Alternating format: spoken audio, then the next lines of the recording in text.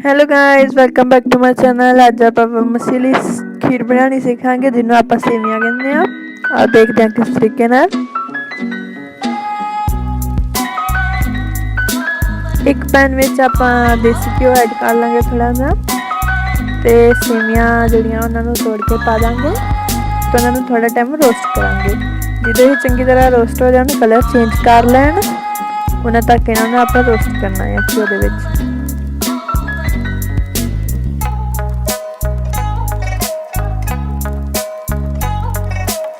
साडियां इत्थे सेवियां रोस्ट हो चुकियां हैं। हुण आपां मिल्क ऐड करांगे।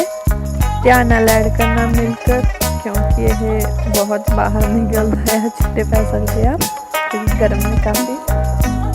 तुसीं अपने अकॉर्डिंग मिल्क ऐड कर सकते हो। जे तुसीं ज़्यादा संगड़ियां बनाणियां आ तां मिल्क थोड़ा घट ऐड करो, ते जे लिक्विड बनानी तो ज़्यादा ऐड। मैं तो इन्ना क यूज़ किया मिल्क जिन्ने नाल साडियां सेवियां जिहड़ियां कवर हो सकन।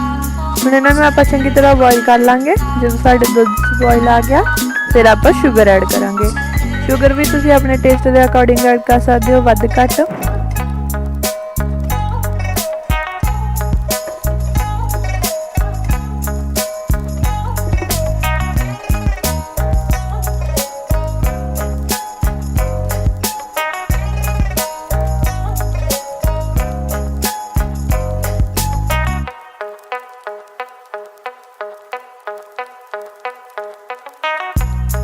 साडियां इत्थे सेवियां रेडी हो चुकियां ने। जे तुसीं चाहो तो बदाम ऐड करदी पई आं मैं इत्थे, तुसीं कोई भी ड्राई फ्रूट ऐड कर सकदे हो, नहीं तो स्किप भी करो। सेवियां रेडी ने। जे तुसीं चाहो इस तरीके नाल भी खा सकदे हो। जे तुहानूं थोड़ियां संगणियां पसंद आ, फिर तुसीं इन्हां नूं थोड़ा जिहा होर रज़ा लो, एक दो बॉयल होर करा दो, तां फिर ठंडियां खाणियां ठंडियां खाओ, गरम खाणियां गरम खाओ, जिद्दां तुहानूं वधिया लगदियां। जे तुसीं गरम गरम खा लोगे फिर दुध नहीं सुकूगा। मेरियां इत्थे सेवियां ठंडियां हो चुकियां सी, इस करके मेरा दुध सुक चुका आ। देख सकते हो तुसीं कितनियां डिलीशियस बनियां आ। मेरा तो जी करदा एक बारी होर खा ला।